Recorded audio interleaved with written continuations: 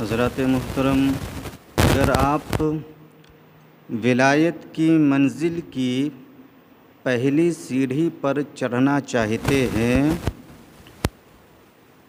تو سچ بولنا شروع کر دیجیے۔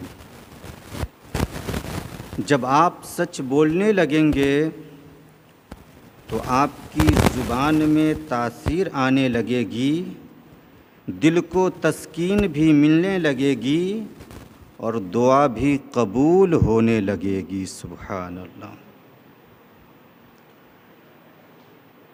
کیا آپ جانتے نہیں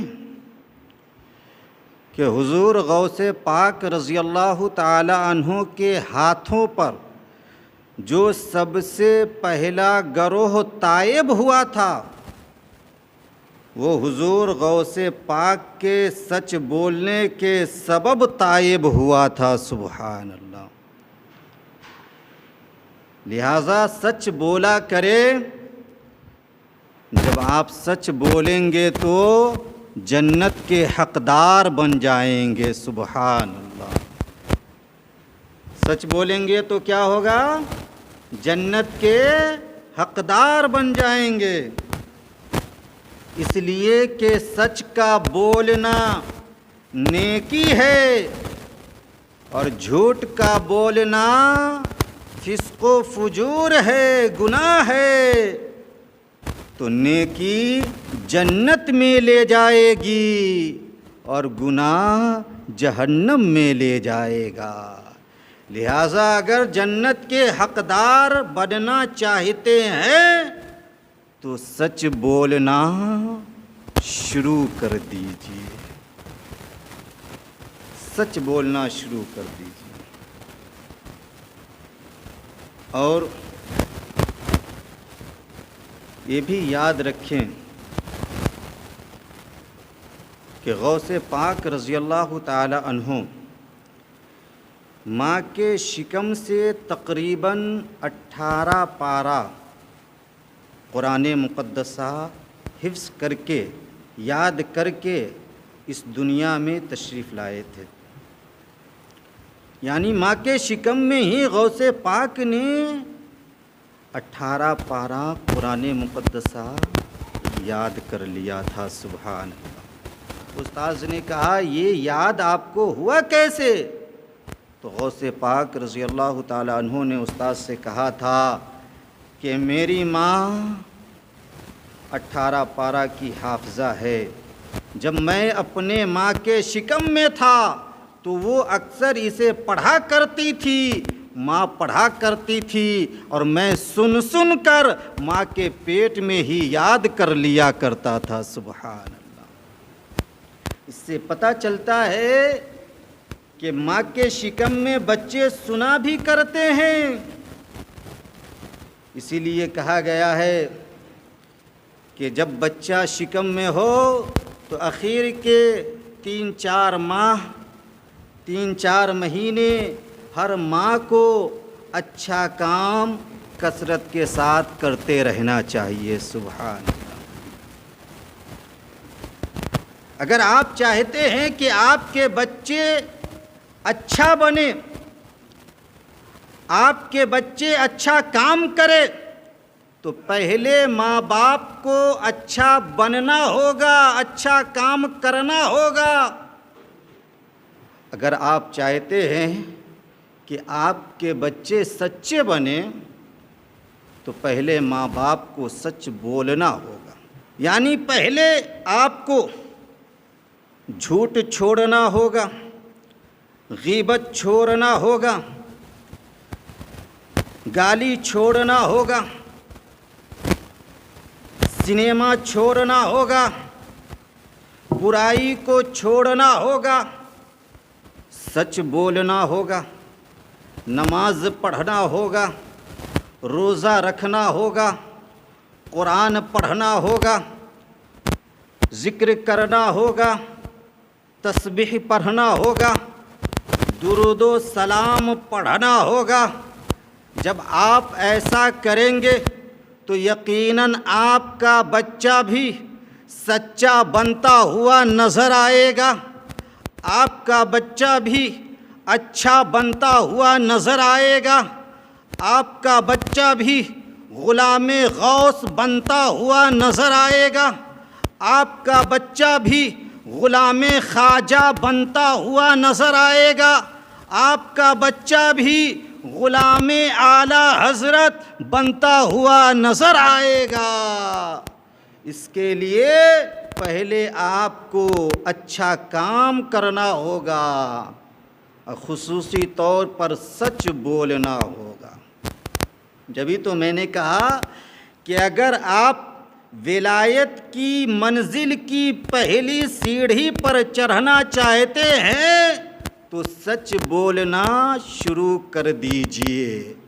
جب آپ سچ بولنے لگیں گے، زبان میں تاثیر آنے لگے گی، دل کو تسکین ملنے لگے گی، اور آپ کی دعا بھی قبول ہونے لگے گی۔ سبحان اللہ۔ غوث اعظم ماں کے شکم سے ولی بن کر پیدا ہوئے تھے۔ جب ماں باپ نیک ہوتے ہیں تو اولاد بھی نیک ہی ہوتی ہے۔ ماں باپ کی کیفیت پر بچے کی پیدائش کا انحصار ہوا کرتا ہے۔ جبھی تو ہم کہتے ہیں کہ یہ بچہ جو پیدا ہوا ہے یہ باپ پر گیا ہے، یہ ماں پر گیا ہے، یہ دادا پر گیا ہے، دادی پر گیا ہے، خاندان کے فلانا افراد پر گیا ہے۔ اس کے کردار کو دیکھ کر، اس کے طور طریقے کو دیکھ کر ہم یہ کہنے لگتے ہیں کہ یہ بچہ اپنے فلاں رشتہ دار کے اوپر گیا ہے۔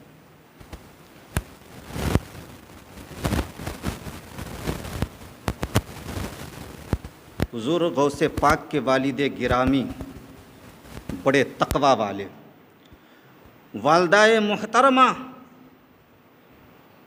بڑی زہد والی۔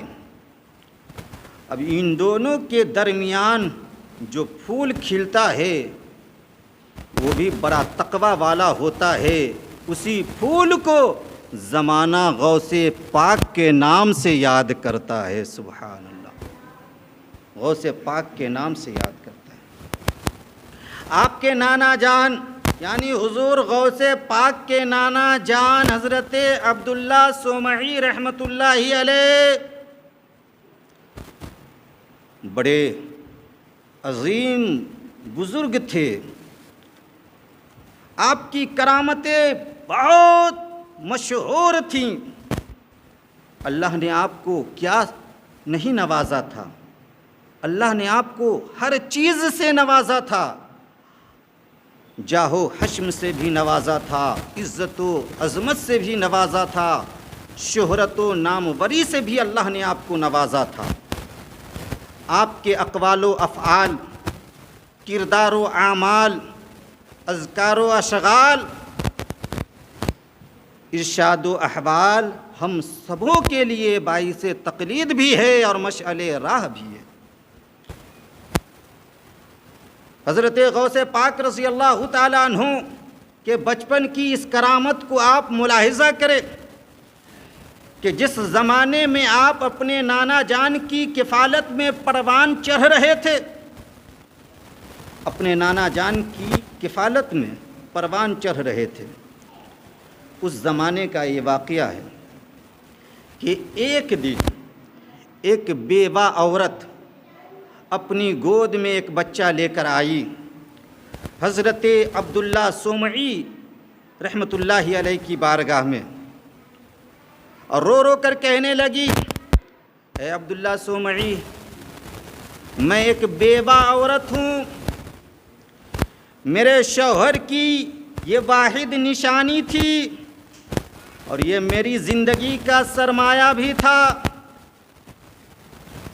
جو بیمار پڑا تو میں آپ کی بارگاہ میں لے کر آ رہی تھی کہ اچانک راستے میں ہی میری زندگی کا یہ سرمایہ دم توڑ دیا، ختم ہو گیا، انتقال کر گیا۔ اب بڑی امید کے ساتھ میں التجا کرتی ہوں، بڑی امید کے ساتھ آپ کی بارگاہ میں کہ آپ نگاہ کرم فرما دیجئے تاکہ میرا یہ بچہ زندہ ہو جائے۔ حضرت عبداللہ صومعی رحمۃ اللہ علیہ اس کی داستان غم کو سننے کے بعد اپنی آنکھیں بند کرتے ہیں، لوح محفوظ کا مطالعہ کرتے ہیں اور آنکھیں کھول کر ارشاد فرماتے ہیں، اے عورت، تیری تقدیر میں اب کوئی بچہ نہیں ہے اور اس کی عمر بھی پوری ہو گئی ہے، لہٰذا یہ اب زندہ نہیں ہو سکتا، اب تم صبر کرو، اسی میں تمہاری بھلائی ہے۔ اتنا سننے کے بعد اس عورت کی تمام امیدیں تار تار ہو گئیں، غم سے نڈھال ہو گئیں۔ اس کے بعد خانقاہ کے ایک حصے میں وہ بیٹھ کر سسکیاں لے کر رونے لگی، داستان غم کو سنا سنا کر رونے لگی۔ غوث پاک رضی اللہ تعالیٰ عنہ اسی خانقاہ کے حصے میں کھیل رہے تھے۔ جب آپ نے اس عورت کی داستان غم کو سماعت کیا تو آپ کا دل بھر آیا، اس عورت پر آپ کو ترس آ گیا، رحم آ گیا۔ آپ قریب گئے اور اس عورت کے مرے ہوئے بچے پر آپ نے نگاہ کرم ڈال دیا۔ آپ کی نگاہ کرم کا پرنا تھا کہ وہ مرا ہوا بچہ زندہ ہو گیا۔ سبحان اللہ، وہ مرا ہوا بچہ زندہ ہو گیا۔ اب غوث پاک اس عورت سے فرماتے ہیں کہ تو روتی کیوں ہو؟ ذرا بچے کی طرف تو دیکھو، وہ مرا نہیں ہے، وہ تو زندہ ہے، وہ حرکت کر رہا ہے۔ جب وہ عورت دیکھتی ہے تو حقیقت میں وہ اپنے بچے کو زندہ پاتی ہے۔ سبحان اللہ، جب وہ اپنے بچے کو زندہ پاتی ہے تو خوشی میں مچلنے لگتی ہے، تڑپنے لگتی ہے۔ پوری خانقاہ میں شور برپا ہو جاتا ہے کہ مرا ہوا بچہ پھر سے زندہ ہو گیا ہے۔ سبحان اللہ۔ اب کہنے والے کچھ لوگ یہ بھی کہنے لگے کہ جو کام نانا نہیں کر پائے وہ کام آسانی کے ساتھ نواسا کر ڈالے۔ جو کام نانا نہ کر پائے وہ نواسا کر دکھائے۔ جب حضرت عبداللہ صومعی کے کانوں تک یہ خبر پہنچتی ہے تو آپ عصا لے کر یعنی لاٹھی لے کر اپنے حجرے سے باہر نکلتے ہیں، حضور غوث پاک کو سزا دینے کے لیے، اس سبب کہ ابھی حالت بچپن میں ہے اور حالت بچپن میں ہی تقدیر الہی کے چھپے ہوئے راز کو یہ کھولنا شروع کر دیا ہے۔ اسی لیے آپ حضرت غوث پاک کو سزا دینا چاہ رہے تھے کہ تو نے تقدیر الہی کے پوشیدہ راز کو، چھپے ہوئے راز کو کیوں کھولا؟ حضرت غوث پاک جب دیکھتے ہیں کہ نانا جان بڑے غصے میں ہے تو آپ دوڑنا شروع کر دیتے ہیں، یعنی بھاگنا شروع کر دیتے ہیں۔ آگے آگے نواسا جا رہا ہے، پیچھے پیچھے نانا عصا لے کر جا رہے ہیں، یہاں تک کہ حضور غوث پاک رضی اللہ تعالیٰ عنہ جو ابھی حالت بچپن میں ہی تھے، حد بلوغ کو بھی نہیں پہنچے تھے، گاؤں سے قبرستان کی طرف بڑھے۔ نانا جان وہاں تک پہنچ گئے تو آپ نے مردوں سے کہا، نگاہ غوثیت کی طاقت دیکھی۔ آپ قبرستان سے گزر رہے ہیں اور آپ دیکھ رہے ہیں کہ مردے آپ کو دیکھ رہے ہیں، تو غوث پاک نے مردوں سے کہا کہ دیکھتے کیا ہو، اٹھو، اپنی قبروں سے نکلو اور نانا جان کے غصے سے مجھے بچاؤ۔ سبحان اللہ، اتنا کہنا تھا کہ کتابوں میں آتا ہے کہ 300 مردے اپنی اپنی قبروں سے نکل کر کھڑے ہو گئے اور غوث پاک کو نانا جان کے غصے سے بچا لیا. سبحان. جب غوث پاک کے نانا جان نے اپنے نواسے کا یہ پاور دیکھا تو سر خمیدہ کر کے وہاں سے لوٹ گئے. غوث پاک ماں کے شکم سے ہی ولی بن کر پیدا ہوئے تھے. بڑے پاور والے تھے غوث پاک. اس لیے میں کہتا ہوں کہ اگر پاور کی پہلی منزل کی پہلی سیڑھی پر چڑھنا چاہتے ہیں تو سچ بولنا شروع کر دیجیے. سچ وہ ہتھیار ہے، سچ وہ ہتھیار ہے کہ جو دھیرے دھیرے آپ کے اندر کے تمام خرافات کو، آپ کے اندر کی تمام برائیوں کو یہ ختم کر دے گا. سچ بولنا شروع کر دیجیے. حضور غوث پاک رضی اللہ تعالیٰ عنہ نے رب قدیر کی بڑی کثرت کے ساتھ بندگی کی ہے. کتابوں میں آتا ہے کہ 25 برس تک حضور غوث پاک رضی اللہ تعالی عنہ عراق کے جنگلوں میں پھرتے رہے، ریاضات و مجاہدات کرتے رہے، مراقبے و چلے کرتے رہے، ذکر و تسبیح کرتے رہے، بھوک و پیاس کو برداشت کرتے رہے اور رب کی بندگی میں لگے رہے. اسی دوران 25 برس تک آپ عراق کے جنگل میں جو دوڑ رہے تھے، کبھی ذکر بالجہر یعنی زور زور سے کبھی ذکر کر رہے ہیں، کبھی آہستہ آہستہ کر رہے ہیں. جو 25 برس آپ نے عراق کے جنگلوں میں مراقبے کیے، چلے کیے، ریاضت و مجاہدات کیے، اس درمیان کبھی کبھی آپ پر جذب و سکر کی کیفیت طاری ہو جاتی تھی، یعنی آپ بے ہوشی کے عالم میں پہنچ جایا کرتے تھے اور ایک جگہ سے دوسری جگہ دوڑتے ہوئے پہنچ جایا کرتے تھے. آپ کو پتہ بھی نہیں چلتا تھا کہ آپ کہاں تھے اور کہاں آ گئے. اسی زمانے کا یہ واقعہ ہے کہ ایک مرتبہ اسی طرح آپ ایک ایسی جگہ پر پہنچ گئے جہاں جانے کے بعد آپ کو ہوش آیا تو پیاس کی شدت آپ پر غالب ہو گئی، زور کی پیاس لگ گئی. وہ ایسی جگہ تھی جہاں پانی کا کہیں دور دور تک نام و نشان نہیں تھا. تو رب قدیر کی جانب سے ایک بادل کا ٹکڑا آیا جو برسنا شروع ہو گیا وہاں پر، اور اس سے جو پانی آیا اس پانی کو پی کر آپ نے اپنی پیاس بجھائی. رب قدیر نے بادل کے ایک ٹکڑے کو بھیجا جو آیا آپ کے قریب اور برسنا شروع ہو گیا. اس سے جو پانی نکل رہا تھا اسے پی کر آپ نے اپنی پیاس کو بجھائی. اس کے بعد ایک روشنی آئی، اچانک ایک روشنی آئی، یا اس میں ایک چہرہ بن گیا، ایک صورت بن گئی، ایک صورت نظر آنے لگی. یا پھر اس سے روشنی سے ایک آواز آتی ہے، اے عبد القادر میں تیرا رب ہوں، تیری عبادت سے میں بہت خوش ہو گیا ہوں، تو نے جو بندگی کی ہے میری اس سے میں بہت خوش ہو گیا ہوں، اس لیے آج میں تم پر تمام حرام چیزوں کو حلال کرتا ہوں.